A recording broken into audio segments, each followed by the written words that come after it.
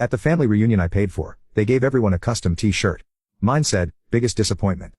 I didn't argue. I just smiled. Took out a stack of papers, tore them in half and left. They finally read what I destroyed. Pratt 3. Someone responded with a screenshot of the contract I'd written for him, annotated with dates. Someone else found an old tweet where Laura joked about being the golden child. Not so funny now.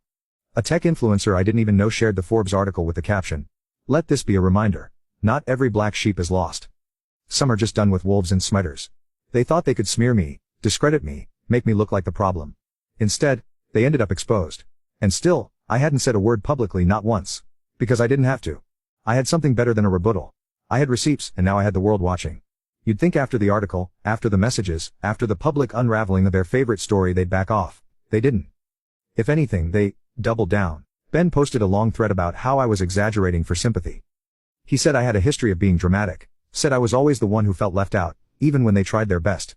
Laura started damage control with extended family.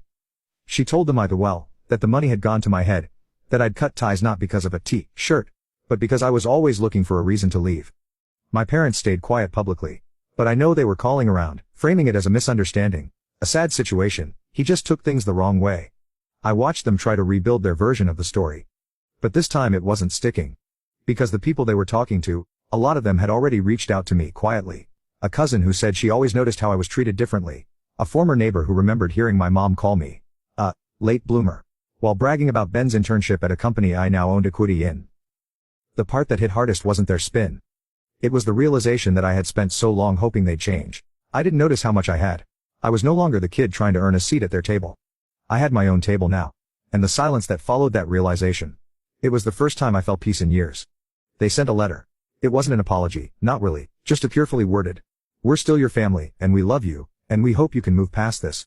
Move past it. Like it was a phase, like I got offended and stormed off and needed to come back once I'd cooled down. I didn't reply. A week later, they sent another. This one was longer, more emotional, talked about the things they'd done for me when I was younger. Rylers, a roof over my head. Like that made up for everything.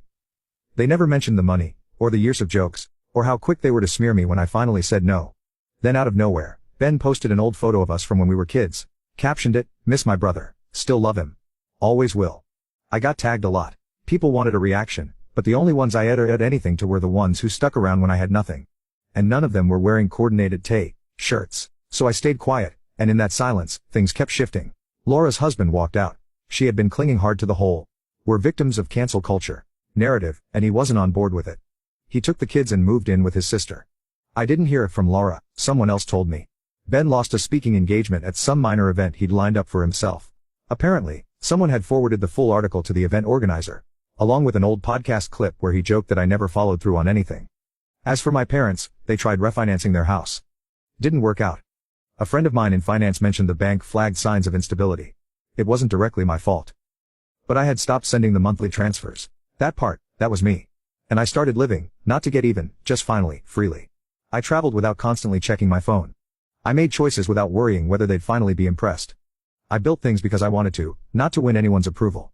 Then one night, sometime later, I got a message from someone I didn't recognize. A stranger who'd seen the article. Just a single line. "Thank you for showing people like me that it's okay to walk away." That one stayed with me. Not because I craved validation, but because it reminded me walking away wasn't an act of selfishness. It was self-preservation. It was survival. I'd never been angry that they didn't love me the way I needed. I was angry that they pretended they did, while tearing me down every time I tried to stand tall. That night, I opened a box I'd long forgotten about. Inside were copies of the original papers, the ones I'd torn to shreds. I ran my fingers over them. Thick parchment, cream-colored, still sharp at the edges where I'd ripped the first set. It didn't feel like loss anymore. It felt like closure. I don't know where they are now. I don't check. Sometimes people send me updates, but I delete them before reading to the end. Not out of apathy, but because the version of me who craved their approval doesn't exist anymore. He's gone, and he's not coming back. An update, 2 years later. It's been a while. I got invited to a wedding recently. Not family, a friend. One of the few who saw me at my lowest and stayed anyway. At the reception, someone introduced me to their cousin. She smiled, shook my hand, and said, "Wet, are you the t-shirt guy?" I laughed, really laughed. "Yeah," I said, "yes, I am buying." She told me cut ties with her own parents last year, said my story gave her the courage to do it. I didn't know what to say then, still don't, honestly. But it stuck with me, because for the longest time, I believed walking away meant defeat, meant surrender, failure. But, in reality, it was the first time I had ever stood up for myself. Sometimes I wonder if they still talk about me, if they tell the story differently now, if they miss me, or just miss the version of me they could control. I haven't reached out, and they haven't either. Not for a long time. Maybe that says everything. Did I go too far? Or not far enough? Let me know in the comments, and if you want more stories like this, don't forget to subscribe.